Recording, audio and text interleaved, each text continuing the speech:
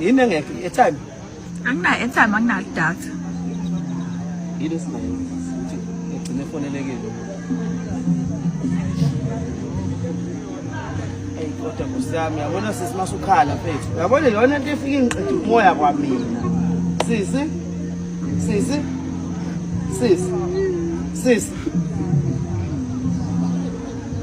Musukhala sisi. Ungakhali.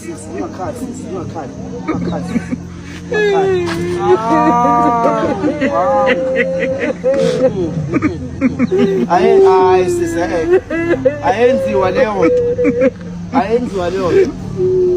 Ungakhali sisi. Ungakhali sisi. Awu. Sibalukhulu. Sophuza. Dlamini, ngithembe wena mina. Ustrong wena musukhala. Hayi bomolweni guys, kwenzakala ntoni? Kwenzakalani irakalanga kwazishola uMakhadzi? Guys, are you questioned to the Degroma is pregnant? uMadlamini sana nasi sisu siyabonakala sithe qhuthu. Usinehle uMadlamini. Hawe ma guys, so currently on the trends go trenda uMadlamini. Guys, I am so shocked.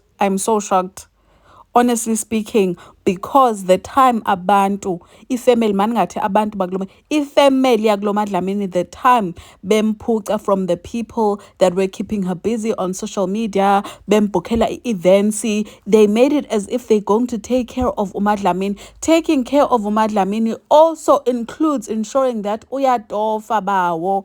Hayini guys, okanye ufake implant, okanye uthaya i-tubes uMadlamini. How did this happen? Yo. Hi sana, I am so andazi ngizothini guys, like I am shocked.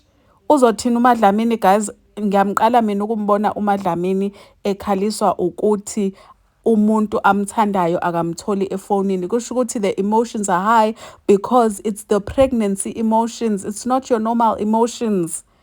Guys, how do you allow such a thing?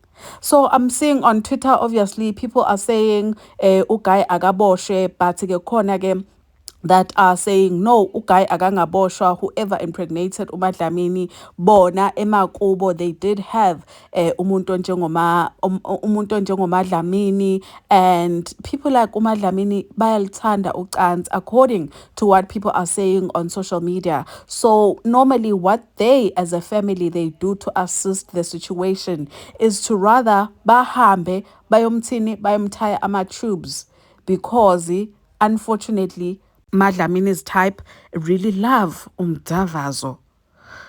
Guys, yeah sana, this is what is currently trending. What are your thoughts? Ndiphethwe inhloko. Hayini guys, makathathwe. Yo sana. Yo